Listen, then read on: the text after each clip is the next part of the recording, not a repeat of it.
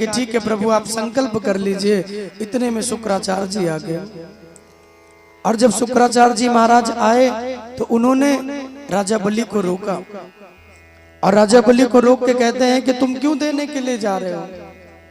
जिनको तुम दान देने के लिए जा रहे हो जानते हो ये कौन है? बोले कौन है? बोले साक्षात नारायणो भव।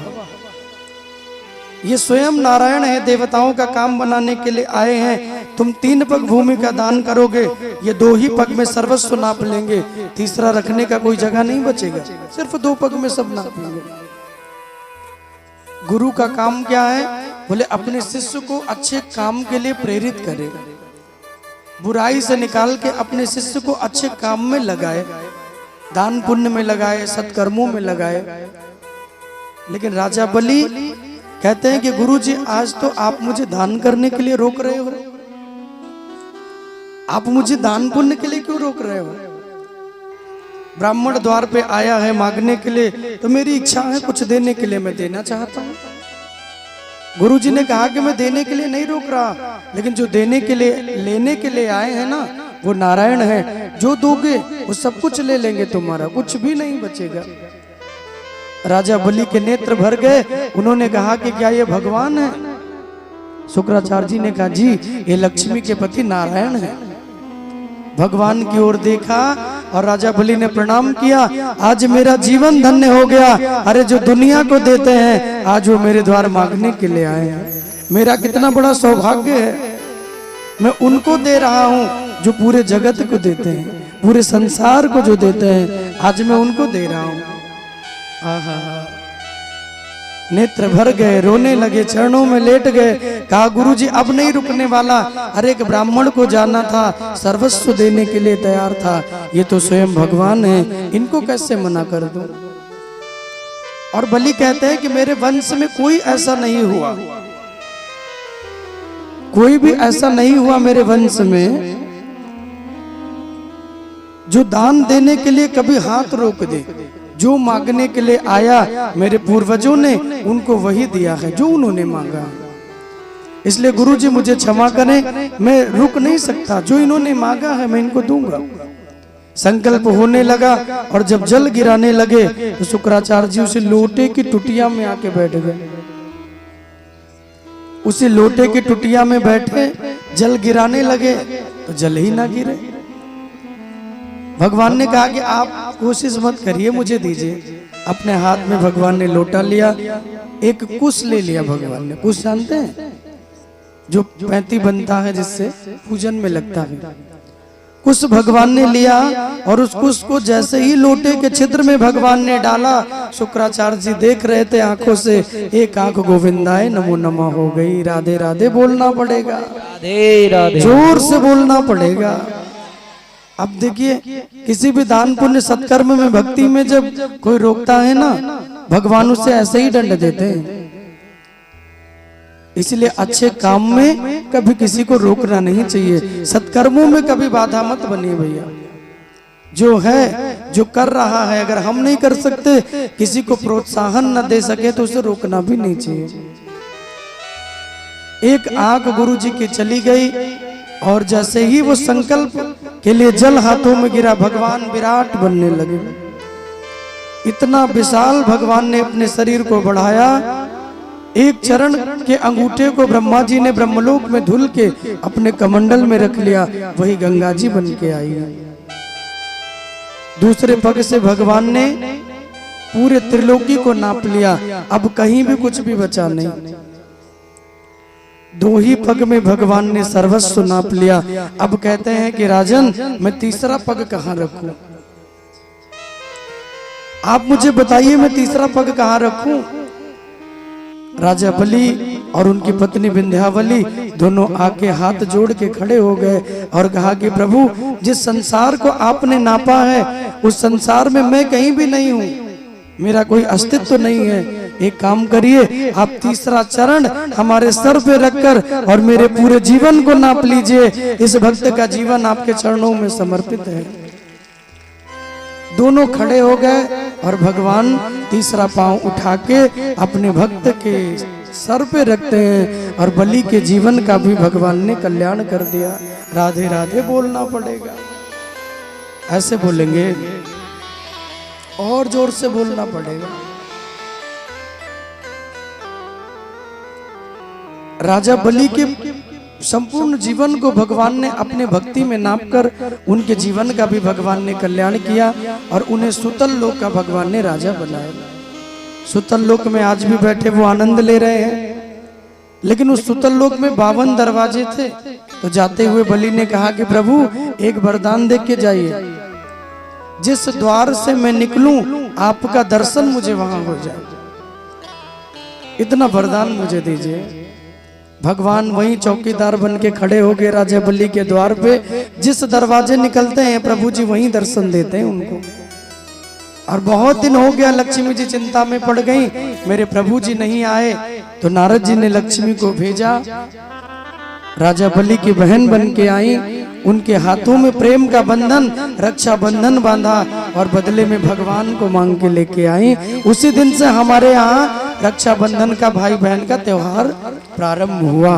तो ये उद्घाटन किया है लक्ष्मी जी ने।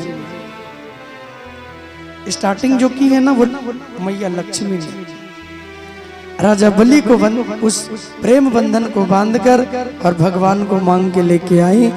और वामन भगवान के सुंदर क्रम को भी सुनाया, समुद्र मंथन की कथा को सुनाया, जहाँ देवता दैत्यों ने समुद्र का मंथन किया। अमृत के लिए मथ रहे थे, लेकिन निकला क्या? बोले हलाहल नाम का विष निकला। आप भी कोई भी अच्छा काम करने के लिए जाओगे, सोचोगे इसका रिजल्ट बहुत ही अच्छा हो, लेकिन सबसे पहले बुरा ही मिलता है। सबसे पहले जीवन में बुराई मिलती है, सबसे पहले विष मिलता है। देवता दैत्यों ने मिलके मंथन किया, किसके लिए? बोले अमृत के लिए। समुद्र मंथन इसलिए हो रहा है कि अमृत मिले, हम आपस में बांट लेंगे। लेकिन मिलता क्या है? बोले हलाहल नाम का विष निकला। और जब वो जहर निकला, सब छोड़ के इधर उधर भागे, कौन पिएगा कौन पिएगा।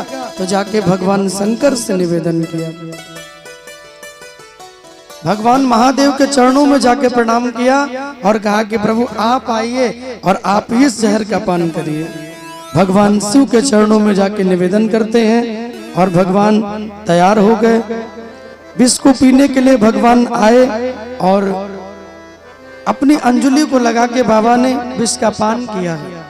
जितना भी हलाहल नाम का विष निकला, अंजलि लगा के महादेव पीते चले गए। बोले नीलकंठ भगवान की जय हो, बोले महादेव सरकार की जय। नमः पार्वती पतये हर हर महादेव।